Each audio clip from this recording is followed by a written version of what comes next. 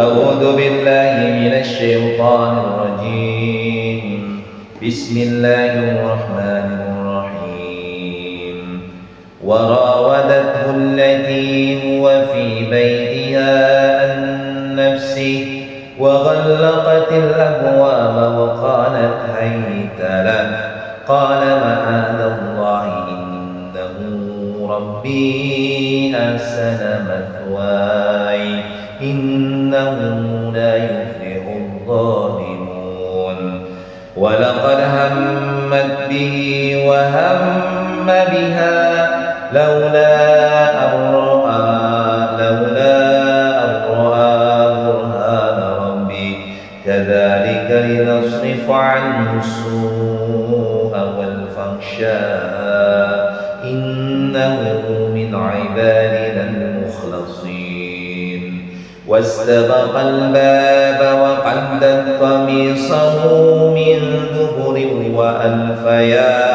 وألفيا سيدها لدى الباب قالت ما جزاء من أراد بأهلك سوءا إلا أن يسجن أو عذاب أليم قال هي راودتني عن نفسي وشهد شاهد من أهلها إن كان قميصه قد من قبل فصدقت وهو من الكاذبين وإن كان قميصه قد من دبر فكذبت وهو من الصادقين فلما رأى قميصه قد من دبر قال إنه من كيدكن إن كيدكن عظيم يوسف أعرض عن هذا واستغفري لذنبك إنك كنت من الخاطئين وقال نسوة في المدينة امرأة العزيز تراود فتاة النفس قد شغفها حبا إنا لنراها في ضلال مبين صدق الله العظيم. Ya, kita lihat ya. Ini kelanjutan daripada kisah yang kemarin. Jadi setelah Yusuf itu dijual oleh yang menemukannya di dasar sumur, kemudian Yusuf itu dibeli oleh seorang pejabat pembesar Mesir yang saat itu namanya Kitmir atau Kitfir. Jadi Kitfir itu gelar bagi pembesar di kerajaan Mesir. Nah kemudian si Kitfir ini atau pembesar Mesir ini kemudian dia merawat Yusuf. Jadi diangkatlah Yusuf sebagai anak angkatnya. Jadi diperlakukan dengan baik oleh Raja Kitfir ini, oleh pembesar atau ada yang mengatakan Raja Mesir. Tapi dia memiliki kedudukan yang cukup bagus di Mesir. Jadi Yusuf dijual dengan harga yang sangat murah dan dibeli dan kemudian diangkat anak oleh Raja Kitfir ini. Kemudian setelah itu Yusuf tumbuh menjadi seorang pemuda. Kalau kemarin kan masih anak SD kan. Kemudian beberapa tahun tumbuhlah dia menjadi seorang pemuda yang tampan rupawan, gitu, yang sangat tampan, sehingga kalau ditanya siapa yang paling tampan, pasti kata orang Nabi Yusuf, ya saking tampan. Maka kemudian istri dari Kitfir itu atau yang diberi nama Julaikha itu dia jatuh cinta terhadap Yusuf. Ada syahwat yang muncul di situ. Maka dia kemudian warawadatul lati wa fi baitiha nafs. Perempuan atau istri Kitfir atau Julaikha dia menggoda Nabi Yusuf. Wa ghallaqatil abwab, kemudian menutup rapat-rapat semua pintu-pintu. Di rumah ditutup tuh. Bayangin. Wa qalat haytala, kemudian Julaikha ini berkata kepada Yusuf, sini Yusuf, haytala, kesini engkau, silakan. Kemudian Yusuf menjawab, qala ma'adallahi innahu rabbi ahsana mathwaya. Maka Yusuf mengucapkan, ma'adallah, aku berlindung kepada Allah. Sesungguhnya Tuan Kitfir itu, suamimu wahai Julaikha, itu sudah sangat berlaku baik, merawat aku sampai aku sebesar ini. Innahu la yuflihu dhalim. Sesungguhnya orang yang zalim tidak akan beruntung. Jadi Nabi Yusuf sudah menolak tuh. Jadi Julaikha ngajak, sup sini sup. Nih si laki gue tuh gak ada nih. Nah, sup kesini kemari. Ini kesempatan nih kita berdua. Kata Nabi Yusuf, aku berlindung kepada Allah. Aku nggak mungkin mengkhianati tuanku yang sudah merawat aku. Dia sudah sangat baik, suami Julaikha, Tuan Kitfir itu sudah sangat baik terhadapku. Nah, kemudian walaqad hammat bi wa hamma biha, dijelaskan sebagaimana kondisi perasaan antara Julaikha dengan Nabi Yusuf. Walaqad hammat bi, dan sungguh perempuan itu atau Julaikha itu telah berkehendak kepada Yusuf, artinya sangat menggelora nafsunya. Wah, gitu. Jadi keinginan syahwat, ketertarikannya itu sangat. Ya namanya laki-laki dan perempuan, kita nggak usah ngomong lah ya. Pasti ingin melakukan hal yang tersebut. Yusuf digoda, dia sangat tertarik dengan Yusuf dan sangat ingin melakukan sebuah perbuatan yang dilarang oleh Allah. Wa hamma biha, dan Yusuf pun sebenarnya memiliki keinginan, ada hasrat, tertarik juga sebenarnya Nabi Yusuf itu terhadap Julaikha. Tetapi apa? Laula an ra'a burhana rabbi, seandainya, ya kata Allah Subhanahu wa taala, dia tidak melihat tanda-tanda dari Tuhan. Artinya kalau tidak ada kekuatan yang diberikan Allah kepada Nabi Yusuf sudah jatuh kepada perzinahan. Tetapi Nabi Yusuf melihat tanda-tanda kebesaran Allah. Nah ini yang ulama menafsirkan. Jadi Nabi Yusuf itu sebenarnya sudah punya keinginan sama seperti Julaikha. Ada yang mengatakan begitu, tapi kemudian Allah menegurnya dengan menampakkan tanda-tanda kebesaran Allah. Begitu. Jadi memberikan kesadaran. Makanya kalau kita itu, kenapa hadis itu mengatakan kalau kita melihat sesuatu yang diharamkan, segera paling-paling kali mata kita hindari dari hal yang diharamkan itu. Ada perempuan cakep, maka jangan melototin terus, kita berpaling. Nah itu yang terjadi pada Nabi Yusuf. Nabi Yusuf sempat tergoda melihat Julaikha yang walaupun usianya sudah di atasnya, karena udah tua juga kan. Ya kan Nabi Yusuf ditemukan pada saat masih remaja, masih anak kecil lah, SD. Sedangkan Julaikha sudah menjadi seorang perempuan yang dewasa. Mungkin dia terpaut usianya 20 tahunan lah gitu lah, gitu ya. Usianya terpaut ya, kalau anak SD tentunya usia seorang perempuan kalau memiliki anak SD kelas 6, maka 6 tambah 6 12 ya kan? Maka kurang lebih terpautnya tambah 20 atau 20 lah, sekitar 30-an atau 35 atau hampir 40 tahun. Nah usia Julaikha itu hampir sekitar di bawah 40 tahun, di atas 30 tahun, di atas 35. Kurang lebih lah begitu kali ya. Kan masih seger-segernya juga kan. Perempuan usia di bawah 40 tahun masih cakep kan, masih seger kan. Nah, Yusuf juga tertarik ke sini, tetapi kemudian Allah menampakkan tanda-tanda kebesarannya, sehingga kemudian dia mengucapkan maaf Allah, aku berlindung kepada Allah, ya Allah berikan perlindungan kepadaku ya Allah dari godaan ini gitu. Nabi Yusuf berperang tuh di hatinya tuh antara setan dengan Allah memberikan perlindungan, tetapi kemudian perlindungan Allah lebih besar dibandingkan godaan syaitan itu. Tetapi seluruhnya wahamma biha, Nabi Yusuf pun tertarik dengan Julaikha. Kalau seandainya Allah tidak memberikan atau menampakkan tanda-tanda kebesaran. Kadzalika linasrifa anhu su'a wal fahsya. Demikianlah kata Allah, kami palingkan darinya keburukan dan kekejian.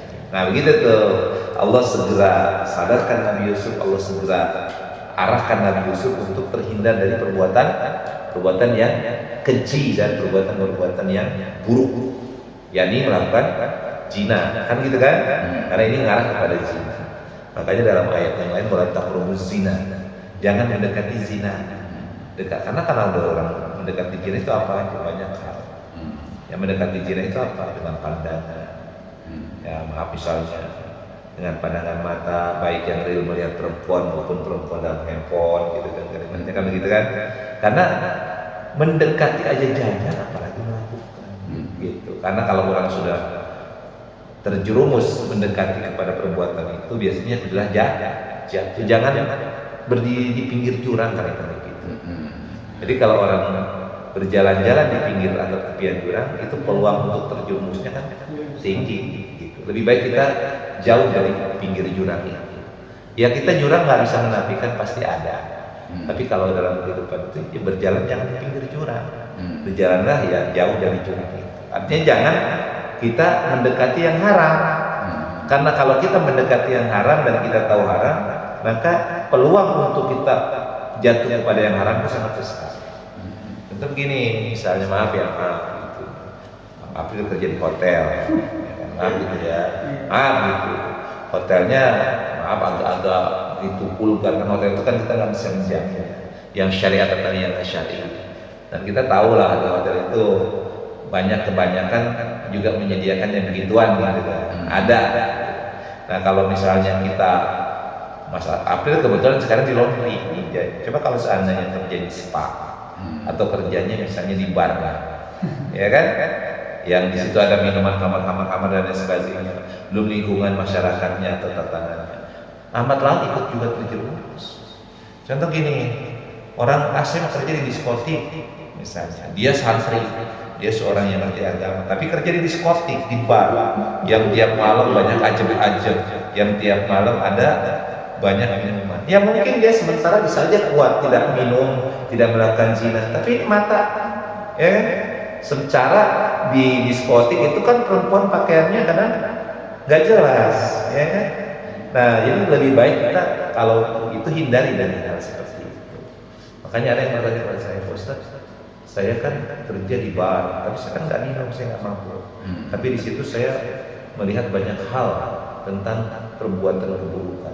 Saya bilang begini, kita itu jangan berdiri atau berada di tepi jurang, karena resiko kita terjatuh ke jurang itu sangat besar.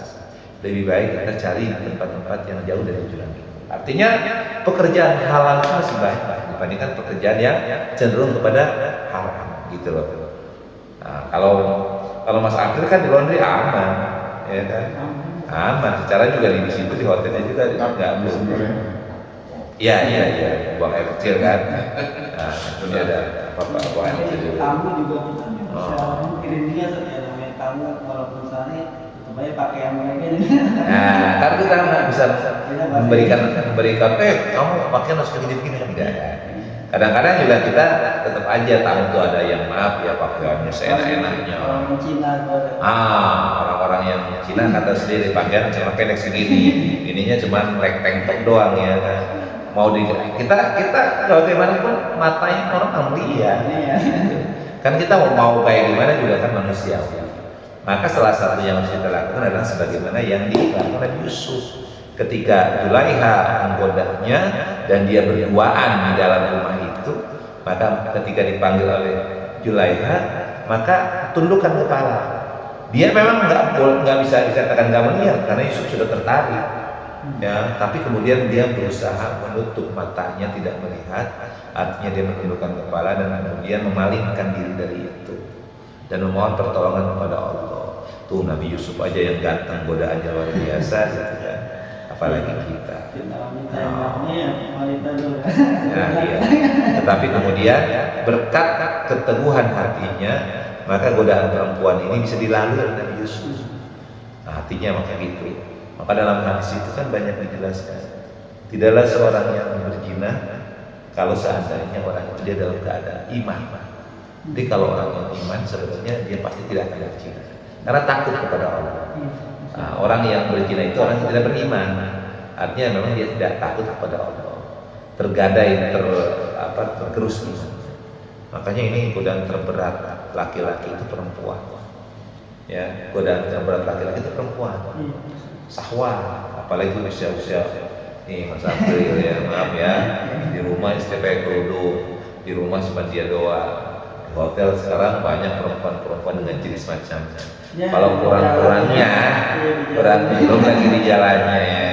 Kalau kurang-kurangnya kita iman, udah jatuh kepada hal-hal yang seperti itu. Iya. Ya, termasuk di sini Nabi Yusuf. Nabi Yusuf dihadapi dengan perempuan yang cantik, perempuan yang sudah dewasa, usia 30 sampai 40 itu kan perempuan matang banget. Iya. Sangat-sangat luar biasa dari bodinya, dari semua matang. Jadi kalau padi itu udah matang, udah enak pulen gitu. Usia-usia segitu. Ya, apalagi Nabi Yusuf kan beranjak dari remaja kepada pemuda yang masih syahwatnya menggebu-gebu kan. Seorang yang syahwatnya tinggi menghadapi seperti itu, tapi kemudian Allah memberikan perlindungan kepada Nabi Yusuf alaihissalam dari su'a wal fahsya, ayat 24-nya. Su'a itu artinya keburukan, su' fahsya buat yang merupakan kekejian. Buruk itu lawannya baik, su' khair lawannya. Jadi kalau ada su' berarti khair lawannya, keburukan, maka lawannya adalah kebaikan. Atau su bisa juga hasanah, husna was su'a. Jadi kalau husna, su'a, syarru wal birru, gitu lawan katanya. Nah di sini fahsya biasanya identik dengan munkar, tapi fahsya itu perbuatan yang keji. Jadi keji itu, ini kalimat yang disebut keji itu, yang disebut dengan keji itu melakukan sesuatu yang halal. Yang halal sudah ada, tetapi jangan melakukan yang haram. Suami istri, seorang laki-laki sudah ada suami, sudah ada istri, tapi dia melakukan dengan perempuan lain. Itu keji disebutnya. Kenapa? Karena dia menzalimi. Karena juga dia melanggar aturan. Itu kali. Contoh begini, orang yang keji. Misalnya orang membunuh dengan keji. Ada kan kalimat keji, kejam sekali berbuat keji orang. Jadi dia melampaui batas sesuatu yang jahat. Contoh gini, mencuri itu adalah jahat. Dia bukan perbuatan keji. Tetapi ketika orang itu mencuri kemudian membunuh dan memperkosa yang punya harta itu baru keji. Kenapa keji? Karena dia melakukan perbuatan di luar peri kemanusiaan. Gitu kali ya, di luar kewajaran sebagai seorang manusia. Maka kemudian Nabi Yusuf terhindar dari itu. Kenapa? Karena innahu min ibadinal mukhlasin. Karena Yusuf adalah termasuk hamba-hamba Allah yang terpilih. Ya, kalimatnya mukhlasin, terpilih.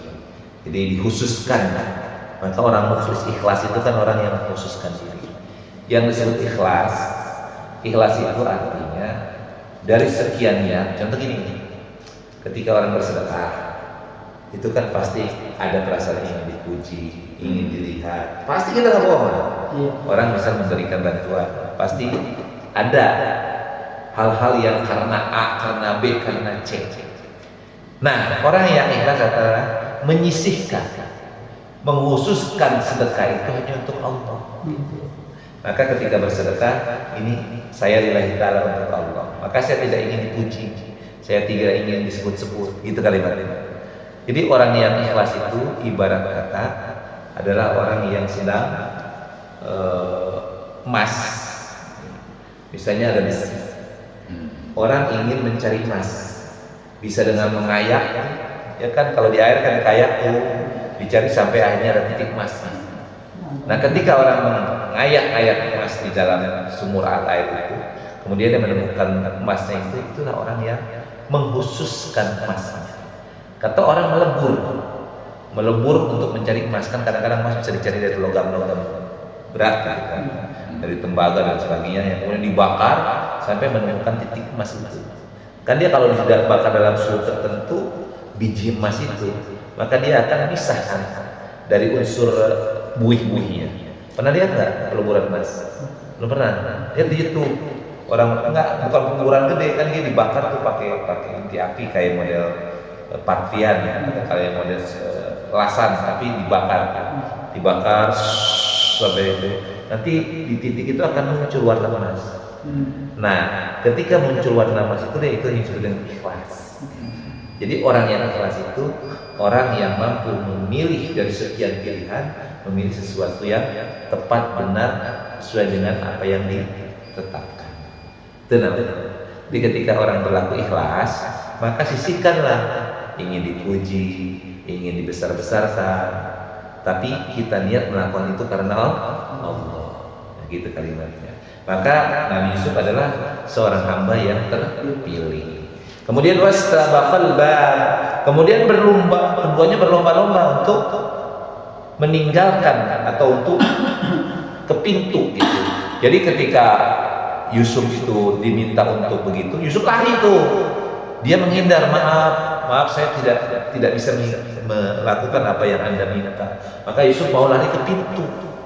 Berlomba lah Nabi Yusuf duluan, ya, ditarik Yusuf dari belakang. Wastabaqal wa qadat qamisahu min duburin. Maka sobeklah gamisnya, ya, qamis itu gamis lah ya, ada orang Mesir kan pakai gamis kayak saya nih, kayak pakaian begini. Nah Nabi Yusuf mau ke pintu ditarik oleh Julaiha sehingga robeklah gamis bagian belakang. Kemudian wa alfaya sayyidaha ladallah. Ketika sampai pintu kebuka, di depannya sudah ada kitfir. Jadi keduanya kitfir sudah di depan, pintu terbuka, kitfir melihat. Nah, kemudian qalat, yang berkata justru pertama kali Julaiha. Keluarlah fitnahan kepada Yusuf. Apa fitnahannya? Ma jazaa'u man arada bi ahlika su'an illa ayyusjana wa adzabun alim. Apa yang diucapkan oleh Julaiha? Apakah balasan terhadap orang yang bermaksud buruk terhadap istrimu selain dipenjarakan atau dihukum dengan siksaan yang pedih? Jadi tiba-tiba Nabi Yusuf di depan ditarik komisnya, pintu kebuka, di depan ada kitfir. Julaiha langsung teriak, "Oi suamiku, ini Yusuf mau berbuat jahat kepadaku, maka hukum dia, penjarakan dia, rajam dia, karena dia berniat baik, berniat buruk terhadap istrimu ini." Nabi Yusuf bengong kan begitu, dia yang ditarik, yang dia diajak, dia yang sobek, tiba-tiba si Julaiha ngomong gitu. Maka kemudian qala, kalimatnya ya, qala hiya. Nah Yusuf berkata nih, berkata Yusuf membela diri, hiya rawadatni an nafsi wa syaida, hiya rawadatni an nafsi. Ya tuanku, justru istrimu itulah yang menggodaku, kata Nabi Yusuf. Maka kemudian wa syahida, ternyata di antara keluarganya itu ada yang menyaksikan proses itu terjadinya. Jadi ada yang melihat tuh bagaimana Yusuf dipanggil oleh Julaiha, bagaimana Julaiha menutup pintu, dan si orang ini, keluarga daripada kitfir ini, menyaksikan bagaimana Julaiha tertarik kepada Nabi Yusuf. Jadi ternyata ketika pintu dibuka, ditutup itu ada yang menyaksikan, yakni keluarga kitfir. Maka kemudian kata orang yang menyaksikan daripada keluarga kitfir ini adalah ucapan ingkana qamisuhu qudda min kuburin fasadaqat wa huwa minal kadhibin. Tuan kitfir, nih kita nggak usah ribut-ribut, kita lihat intinya saja. Kalau seandainya gamisnya itu dia sobek, ya kalimatnya sobek, jadi mingkubulin dari depan, maka kata orang ini berarti Julaiha benar dan Yusuf bohong. Gitu kalimatnya. Ini duanya dipanggil ceritanya, dipanggil. Julaiha, apa yang kau lakukan? Ya tuanku, ya suamiku, Yusuf mau berbuat jahat kepadaku. Dia mau memperkosa aku. Kalimatnya kasarnya begitu tuh. Ya Yusuf, hukum Yusuf seberat-beratnya ya tuanku. Terus kata kita, Yusuf, benar ucapan Julaiha? Tidak. Justru sebaliknya tuanku, istrimu, Ibu Julaiha ini justru menggoda dan memaksa aku untuk melakukan apa yang diinginkan. Maka kemudian saksi, yakni keluarga daripada kita, mengatakan, ya Tuhan, gini saja deh, sekarang kita ambil keputusan. Kalau seandainya gamisnya itu sobek dari depan, maka benar Julaiha, Yusuf bohong. Tetapi sebaliknya, kalau gamisnya itu sobek dari belakang, maka berarti Julaiha yang bohong, Yusuf yang benar. Kenapa? Karena nggak mungkin kalau orang perkosa itu sobeknya di belakang. Kalau orang perkosa kan sobeknya pasti di depan kan, tarik kan. Nah kalau orang sobek di belakang berarti yang dia diperkosa kan, gitu kan. Kalimat sederhananya. Maka kemudian falamma ra'a qamisu qudda min duburin, maka kemudian diperiksa tuh, ternyata gamis Nabi Yusuf sobek di belakang. Qala innahu min kaidikunna. Kamu Julaiha berarti ya melakukan kebohongan, kamu melakukan tipu daya. Inna kaidukunna, tipu daya kamu ini ternyata luar biasa. Jadi siasat kamu itu buruk banget Julaiha, kata si Kitfir begitu tuh. Maka Yusuf fa'arid an hada, kata Kitfir lagi, Yusuf sudah lupain kejadian ini. Jadi sudah lupakan kejadian ini. Istriku, Julaiha, mohon ampunlah engkau kepada Allah. Sungguhnya engkau adalah orang yang bersalah, kata Kitfir itu. Nah, maka kejadian ini menyebar ke seluruh Mesir tuh, kejadian bahwa Julaiha ini tertarik sama Nabi Yusuf, yang kemudian di akhir dari ayat yang kita bahas, yakni ayat ke-30, wa qala niswatun fil madani, berkatalah perempuan-perempuan di Madinah, di kota Mesir itu. Apa? Imro'atul Aziz, istri daripada sultan itu, disebutnya Al-Aziz. Aziz itu penguasa atau raja. Istri dari penguasa kita di sini, istri Pak Gubernur lah kalimatnya begitu, karena di sini gampang. Istri Pak Wali Kota, istri Pak Bupati, dia menggoda Nabi Yusuf, gitu kalimatnya. Terkenal tuh, dia melakukan bujuk rayu, melakukan tipu daya untuk merayu pembantunya. Qad saghafa hubba, katanya. Jadi benar-benar membuatnya mabuk cinta. Jadi Nabi Yusuf itu membuat Julaiha seperti orang gila, gitu kalimat. Inna lanaraha fi dhalalin mubin. Kami pasti memandang dia dalam keadaan dalam kesesatan yang nyata. Nah, ini sampai sini kisahnya. Jadi nanti ada lanjutnya lagi. Jadi simpel kisahnya dari bagian ini. Nabi Yusuf sudah menjadi seorang pemuda, kemudian Julaiha jatuh cinta, mabuk kepayang karena gendeman kepada Yusuf, sehingga dia merencanakan sebuah keburukan. Ketika Kitfir sudah dianggap tidak ada pergi, dia tutup pintu, tutup jendela, kemudian dipanggil Yusuf, diajaklah Yusuf melakukan perbuatan zina. Yusuf menghindar, Yusuf mau lari ke pintu, ditarik gamisnya, buka pintu, sudah ada Kitfir. Akhirnya kemudian dua-duanya dipanggil, dan Julaiha mengungkapkan alasannya, memunculkan fitnah bahwa Yusuflah yang akan memperkosanya, tetapi kemudian Nabi Yusuf justru mengatakan sebaliknya, Julaiha yang melakukan tipu daya ingin mengajak dia berbuat zina. Dan kemudian ada saksi daripada keluarga Kitfir yang memberikan penjelasan, memberikan opsi tawar, yakni kalau gamisnya sobeknya di depan, Yusuf yang salah, Julaiha yang benar. Tapi kalau komisnya atau gamisnya sobeknya di belakang, maka Julaiha yang bohong, Yusuf yang benar. Dan kemudian didapatilah gamisnya sobek di belakang, maka kemudian Julaiha mengakui kesalahannya. Dan kemudian kata Aji itu, dimaafkanlah kesalahan Julaiha, tapi jangan diulangi, dan dia diperintahkan untuk mohon ampunan kepada Allah. Dan Yusuf, lupakanlah kejadian ini.